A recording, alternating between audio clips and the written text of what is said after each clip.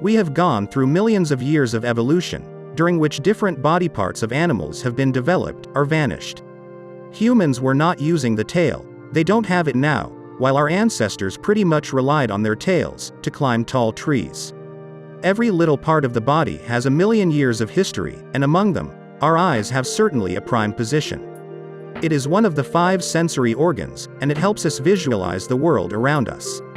But the world, as it appears, is not completely true to its original state. The distinction between what things appear and what exists in a natural state is a debate going on in many fields, ranging from biology to metaphysics. The science of vision is simple to understand. Light from objects gets reflected and enters our eyeballs. These lights converge together through a biological lens and form a real and inverted image on the retina present in the backside of the eyeball. The retina is a light-sensitive portion of the eye and contains 2 types of cells: rods, that are light-detecting zones, and cones that are color perception zone. Each cone contains a particular pigment that is sensitive to a certain wavelength of light, and thus we see a color associated with that wavelength. A rose appears reddish pink because it consists of a compound called anthocyanin that reflects red light in abundance. But that does not mean that every animal will see the color of the rose as red. This is where our topic for today starts. How do the animals and birds view the world around them? Do they perceive everything just like a human? Let's understand the basic anatomy of the eyes of a few animals. My name is Kyle and you are watching The World of Science.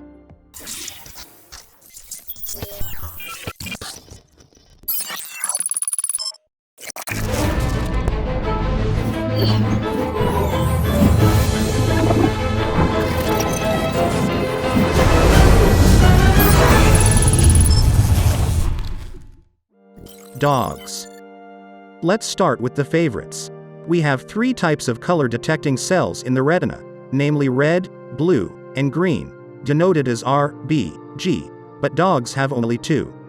Cone cells, present in the eye of a dog, are specialized to understand the perception of yellow to blue, and even UV light.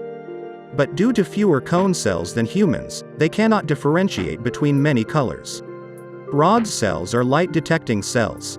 They are responsible for detecting motion and vision when there is low lighting conditions. In dogs, rod cells are more than the cone cells, thus they can see better in dark conditions. When compared to a human, they consist of only 1/10 of the cone cell concentration, and thus cannot see as many colors as humans do. In short, their life is not as colorful as ours, but they certainly can see much clearer in the night than we do. They are unable to recognize red, orange, and green colors. So they will not perceive roses as pink, and gardens covered with grass as green. One advantage they have over us is that their eye arrangement places their 2 eyes at an angle of 20 degrees, and this increases their field of view. In general, they have an eyesight of 20 by 75, which means they have to be 20 feet from an object to see them, as well as a human will see that object, standing 75 feet away. Snakes. Let us move to the creeping Slytherins. They have poor eyesight, and they make use of their bifurcated tongue to get a sense of the surrounding environment. They do not have any eyelids to protect their eyes, but a transparent scale-like structure that covers and gives protection. It is known as a spectacle. Like dogs, they too are dichromatic, meaning they only have 2 color cells that are blue and green. Their eyes are also sensitive to the UV lights, and hence allow them to see clearly in low light conditions. As the amount of UV light is dominant during the day, the predators that are active in the day have a special filter built to filter out the harmful UV lights. They also make use of infrared signals to locate their targets. Particularly vipers, pythons, and boa use these infrared lights at a wavelength of 50 nanometers to 1 millimeter. So, like dogs, they too have a less colorful world, and they use the extra feature in their senses to map the surroundings. Their vision is very poor, and even using all the arrangements, they can make only the perception of the approximate shape of the objects lying around, not their complete detailing. Lions. The kings do not have a better view of the world either. Well, better than snakes, but quite similar to others. They too have fewer cones, so they also view less color, but they have a great night vision, and hence they hunt primarily at night. One special feature that allows greater vision at night is the presence of an extra membrane in their eye that concentrates reflected light back to the retina, thus allowing more light to enter and giving more exposure to the image formed on the retinal background.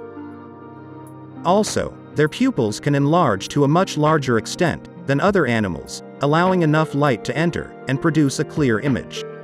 Rod cells, that are light-sensitive cells, have more presence than the cone cells, and they are packed in a very high concentration, in a sensitive area of the retina known as the fovea. This gives an advantage to the lion in comparison to a man. They only need 1/6 of the light needed to see an object, and thus even on dark night, they can see the image clearly. Their eye size is large, approximately 3 times bigger than ours. Their eye arrangement makes it impossible to move their eyes side to side, so they have to move their whole head to get a view of the surroundings at extreme angles. Elephant. These big guys of Africa and Asia have poor vision, and they can only see an object clearly up to 10 to 20 meters. These were a certain disadvantage for them on the battlefields. But this short vision is fulfilled by excellent hearing and a sense of smell. Their head is massive, but the average size of their eyes is only 3.8 centimeters. An average human eye is 2.5 centimeters in diameter. Also, their eyes are located on the 2 sides of their heads. This, like dogs, gives them a very good peripheral vision and has a wide field of view. They too have only 2 color cone cells. They can see blue and yellow and cannot differentiate between red and green. At night they are sensitive to blue and violet light, and thus making it easier for them to see in less lighting conditions. One interesting fact about elephants is that they are born blind and only develop their eyesight in a few weeks. Birds. Okay, the last ones are descendants of dinosaurs, the avians. They have superior vision when it is related to color perception. They are tetrachromatic, meaning they have 4 cone cells that are red, green, blue, and UV. This gave them a certain advantage, even over human beings. Pigeons are very good at color perception, and thus they were used for search missions in ancient times. Birds have the largest eye-to-body size ratio in all beings. The birds of prey like eagles have a very large concentration of receptor cells, and those who fly during nights have a much higher number of rod cells than cone cells. Their eye arrangements are similar to that of reptiles. This is one of the results of evolution. Like lions, they too have to rely on head movement, but some of them have such a wide range of views that head movement is rarely required. Parrots and pigeons have a field of view of around 300 degrees. American woodcock has a field view of 360 degrees horizontal and 180 degrees vertical. Thus, birds have the upper hand when sightseeing is concerned. Vision plays an important role in the survival of organisms, and this system ranges from being very complex to simple in different organisms in different periods. A dragonfly has such a fast brain that it perceives everything going around them in slow motion. Insects have thousands of small eyes compounded together to view the 3-dimensional world. Every organism views the world according to its biological perspective.